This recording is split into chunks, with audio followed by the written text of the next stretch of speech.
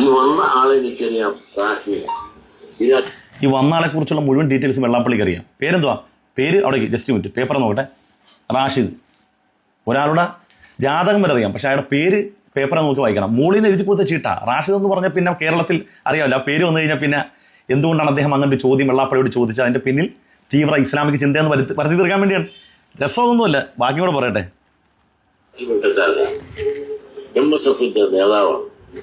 MSFന്റെ നേതാവാണ്, ഈരാറ്റുപേട്ടക്കാരനാണ്. ഇപ്പം ഏകദേശം ആ കളം കൃത്യമായിട്ട്, ആ കളം ഒരു കളത്തിൽ നിന്ന് മറ്റേ കളത്തിലേക്ക് കൃത്യമായിട്ട് വരുന്നില്ലേ? ഇനി ബാക്കി. അവൻ MSFകാരനാണ്, തീവ്രവാദിയാണ്. MSFകാരനായതുകൊണ്ട് തീവ്രവാദിയായതല്ല, തീവ്രവാദിയാകാനുള്ള കാരണം ഇനി പറയും. മുസ്ലിമീങ്ങളുടെ വലിയ വക്താവാണ്, അതാണ് അദ്ദേഹം തീവ്രവാദിയാകാനുള്ള കാരണം, അല്ലേ? ഇനി എനിക്ക് പറയാനുള്ളത് മാധ്യമ പ്രവർത്തകരോടാണ്.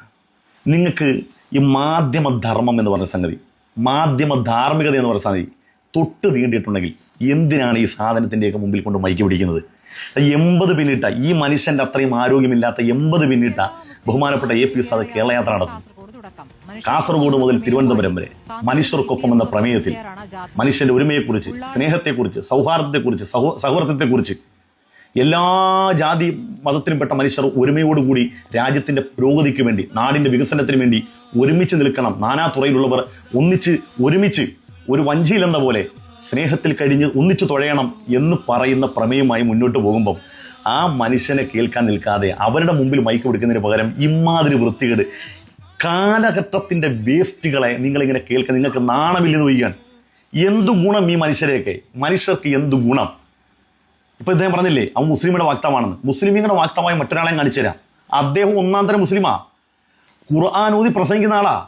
അയാളെ കുറിച്ച് ക്ഷേത്രക്കാൻ പറ്റി പറയുന്നത് എന്താ അറിയോ? എന്ത് കേട്ടു? നമ്മുടെ ഇക്കാക്ക് ചെറിയൊരു ആക്സിഡന്റ്, ഒരു ഹെലികോപ്റ്റർ അപകടം എറണാകുളത്ത് വെച്ചിട്ടുണ്ടായപ്പോൾ ഏറ്റവും കൂടുതൽ വിഷമിച്ചത് ഈ ക്ഷേത്രത്തിൻ്റെ ആൾക്കാരാണ്. കാരണം എന്ന് വെച്ച് കഴിഞ്ഞാൽ അത്രയും ബന്ധങ്ങളാണ് യൂസുഫ് ഖാനായിട്ട്.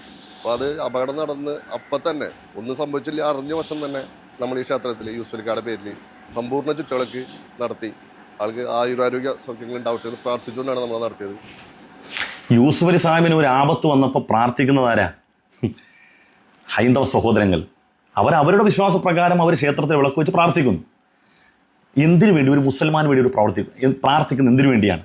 ആ മനുഷ്യൻ്റെ നന്മ, ആ മനുഷ്യൻ്റെ വിശാലമായ കാഴ്ചപ്പാട്, ആ മനുഷ്യൻ്റെ വിശാലമായ ധർമ്മം, ഇതെല്ലാം അവർ ഉൾക്കൊള്ളുകയും എല്ലാ തുറയിൽപ്പെട്ട മനുഷ്യർക്കും അദ്ദേഹത്തിൻ്റെ ഹസ്തം, സ്നേഹത്തിൻ്റെ, സഹായത്തിൻ്റെ ഹസ്തം എത്തുന്ന ഒറ്റ കാരണം കൊണ്ട് അവരും പ്രാർത്ഥിക്കുകയാണ്. എൻ്റെ വെള്ളാപ്പള്ളി ഇക്കാലം അത്രയും ഏതെങ്കിലും ഒരു മറ്റ് വിഭാഗത്തിൽപ്പെട്ടവർ പോട്ടെ, ഒരു ഹിന്ദു ഇന്ന് വരെ വെള്ളാപ്പള്ളിക്ക് വേണ്ടി ഞാൻ പ്രാർത്ഥിക്കുന്ന ആയുരാരോഗ്യ സൗഖ്യം ഉണ്ടാകട്ടെ എന്ന് പ്രാർത്ഥിക്കുന്ന പോട്ടെ, അങ്ങയുടെ ജാതിയിൽപ്പെട്ട ഈഴവ സമുദായത്തിൽപ്പെട്ട ഏതെങ്കിലും ഒരാൾ, ഒരു SNDP-കാരൻ, അങ്ങയുടെ സഹായം കിട്ടിയ ഒരാൾ ഞാൻ വെള്ളാപ്പള്ളിയുടെ ദീർഘായുസിന് വേണ്ടി പ്രാർത്ഥിക്കുന്നു എന്ന് പറഞ്ഞൊരു സംഭവം ഉണ്ടാ? എന്തുകൊണ്ടാ? കാലഘട്ടത്തിന് വേണ്ടാത്ത ടീമുകളാണ്. വിദ്വേഷവും വൈരാഗ്യവും പറഞ്ഞ് ഇങ്ങനെ തന്നെ ഒടുങ്ങുള്ളൂ. ഞാൻ പറയാണ്, മരിക്കുന്നതിന് മുമ്പ് ഒരു നല്ല വാക്കെങ്കിലും പറ.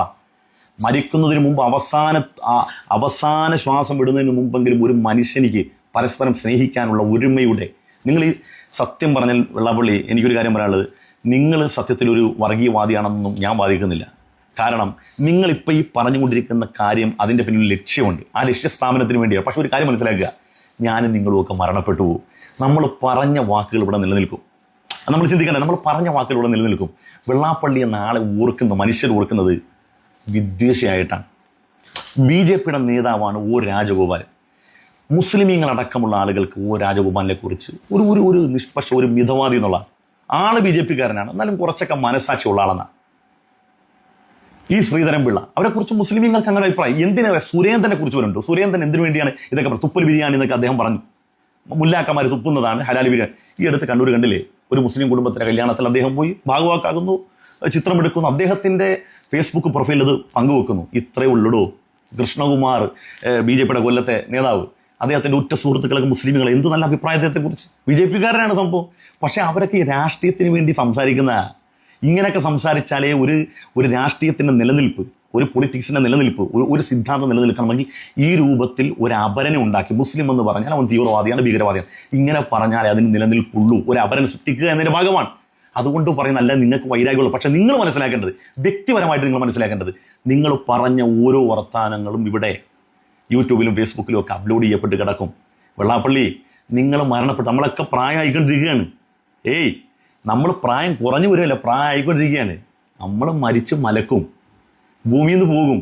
നമ്മുടെ വരുന്ന തലമുറ നമ്മുടെ ഈ വിദ്വേഷ വൃത്തികെട്ട പ്രഭാഷണം കേൾക്കുമ്പം ഇവനൊക്കെ എന്ത് ജന്മങ്ങളാണെന്ന് അവർ വീണ്ടും വീണ്ടും വീണ്ടും ആലോചിക്കുകയും മനസ്സുകൊണ്ട് പ്രാകുകയും ചെയ്യും. പോയത് നന്നായെന്ന് പറയും.